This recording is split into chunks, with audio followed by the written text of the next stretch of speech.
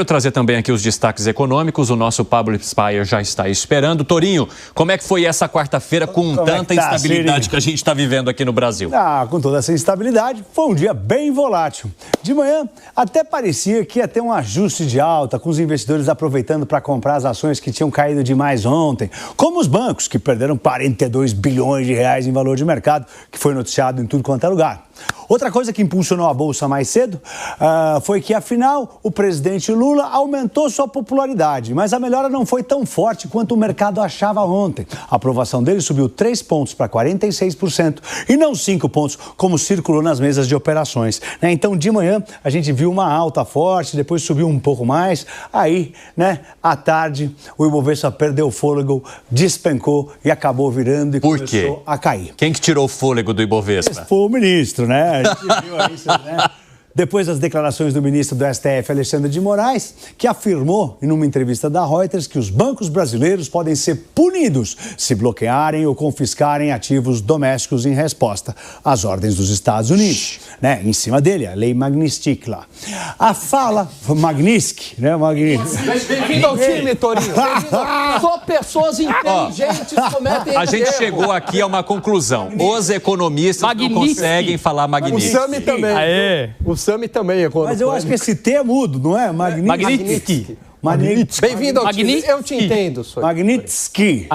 Tá bom. Vai lá. Tá bom. A fala do ministro Alexandre de Moraes voltou a estressar o setor financeiro e o mercado no geral, pelo aumento das tensões entre Estados Unidos e Brasil. Isso preocupa os investidores americanos, que acham muito estranho também um ministro da Corte de Justiça dar entrevistas em resposta a um presidente da República, algo que é impensável na América.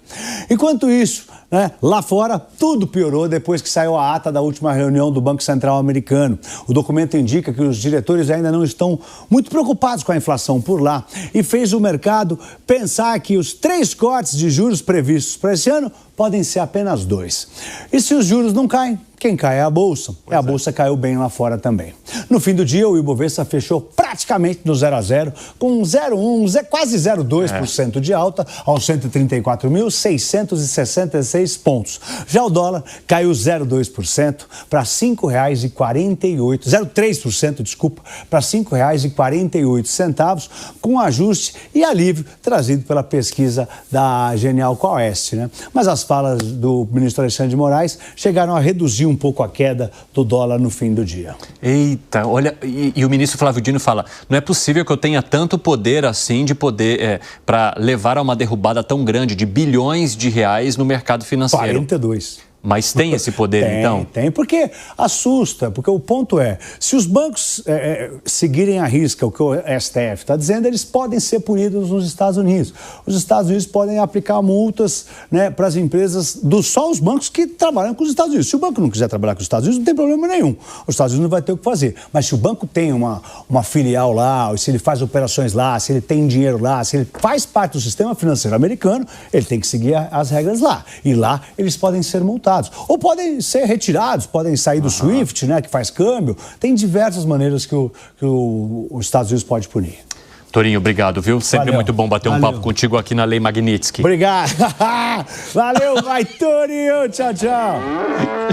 Agora, Langani, eu quero retomar a partir dessa conversa econômica também, essa fala do governador Tarcísio de Freitas de que o Brasil precisa entregar algumas vitórias, porque ele fala o seguinte, vocês não perceberam ainda que o Donald Trump quer sentar uma mesa e dizer que ele alcançou determinada vitória, que ele conseguiu, por que não entregar essas vitórias, então, a ele em troca de uma redução ou de uma negociação que favoreça a economia brasileira? Você concorda? Olha só, é uma estratégia válida, a gente não sabe se ela vai ser uma estratégia vencedora, que vai dar certo, mas pode ser uma tentativa. Talvez um poder de barganha que o Brasil tem aí é justamente em relação às terras raras. A gente tem, se eu não me engano, a 2ª ou 3ª maior reserva do mundo de terras raras, mas a gente não tem a capacidade de exploração. E os Estados Unidos são muito interessados nisso por conta justamente da China. Agora, Piperno, já a ministra Gleisi Hoffmann diz, Tarcísio, você quer dar a soberania de presente aos norte-americanos? Não, mas por que esse comentário tão subserviente? Quer dizer, primeiro, eu acho que ele está querendo, na verdade, justificar o boné vermelho do MAGA que ele usou. Porque ele faz muitas críticas à atuação do governo federal nessas negociações, nessas tratativas, mas em momento algum ele se manifesta contra as políticas de Donald Trump. E vejam só, eu acho que ele também tem que defender o interesse nacional de um país que, aliás, é deficitário na relação comercial com os Estados Unidos. Ô Bruno Musa, você acha que como é que você falou? Subserviência, né? É subserviência essa estratégia de Tarcísio de Freitas, Musa? Eu não acho, até porque eu acho que a gente tem que ser estratégico, de novo, como eu sempre bato. A gente tem que entender quem está do outro lado. Não adianta a gente, uma criança de repente de 2 anos, querer bater num faixa preta de 20. Não vai dar certo. Ou a formiga querer bater no tamanduá. Não funciona, não vai dar certo. E nesse contexto, fica claro que determinadas falas enviesadas a favor dos BRICS ou contra o dólar, que são desnecessárias, que sequer foram chamadas à sala para serem ditas, acabou levando a todo esse problema. Então, de novo, tudo isso que o Tarcísio está falando, na minha opinião, é estratégia. E a estratégia é extremamente importante. Zé, arremate. Os patriotas estão querendo entregar o verde e amarelo que vestiu até pouco tempo, né? Soberania não se negocia, mas não é isso, né? É um assunto de economia, aí se negocia. Soberania, é claro que não, ninguém vai mudar o Supremo, nem pode, como? Exatamente. Pessoal, eu quero trazer também o resultado da nossa enquete para vocês que nos acompanham. Seu Gui, vamos abrindo aqui para o nosso telão para contar então para a nossa audiência como a maioria votou. Qual deve ser a principal prioridade da CPMI do INSS? 87%. Apurar os responsáveis. Para 4%. Propor novas leis de proteção.